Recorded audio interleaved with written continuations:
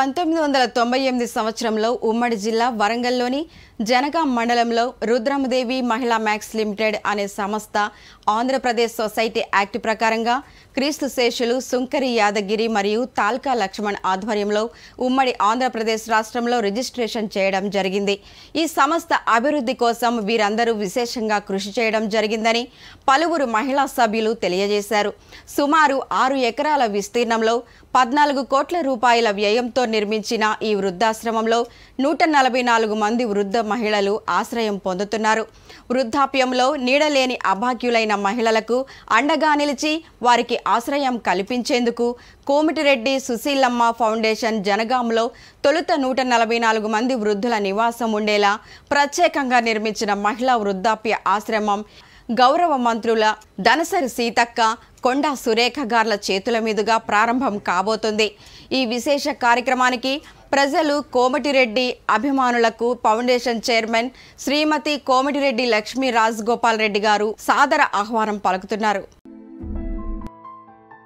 6 ఎకరాల సువిశాల ప్రదేశంలో అధునాతనమైన సదుపాయాలతో శ్రీ కోమటిరెడ్డి రాజగోపాల్ రెడ్డి గారు వారి తల్లిగారైన కోమటిరెడ్డి సుశీలమ్మ గారి పేరున స్థాపించిన కోమటిరెడ్డి సుశీలమ్మ ఫౌండేషన్ చైర్మన్ వారి సతీమణి కోమటిరెడ్డి లక్ష్మి గారి పర్యవేక్షణలో నిర్మించబడిన ఆధునిక వృద్ధాశ్రమం Komatireddy Sushilamma women old age home. నా పేరు చిల్లసున్న, మా దెరవలపాడు గ్రామం। సర్వసభ్య సమావేశానికి కోమటిరెడ్డి రాజగోపాల్ రెడ్డి గారిని ఆహ్వానించాము।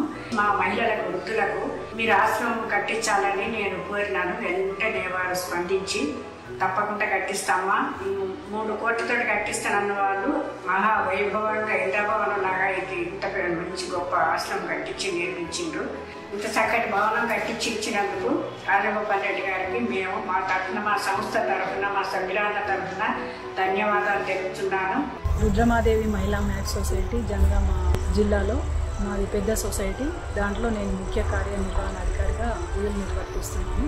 ఆధునిక వసతులతోటి వృద్ధాశ్రమం నిర్మించి ఇచ్చారు। వారు ఇచ్చిన మాటను ఈరోజు 3 కోట్ల రూపాయలు అనుకున్నది 13 కోట్లతో నిర్మించి అంత మంచిగా ఇచ్చినందుకు కోమటిరెడ్డి రాజగోపాల్ రెడ్డి గారికి మరియు వారి సతీమణి అయిన శ్రీమతి కోమటిరెడ్డి లక్ష్మి గారికి నా తరఫున మరియు మా సంస్థ తరఫున, సిబ్బంది తరఫున హృదయపూర్వక ధన్యవాదాలు తెలియజేసుకుంటాను।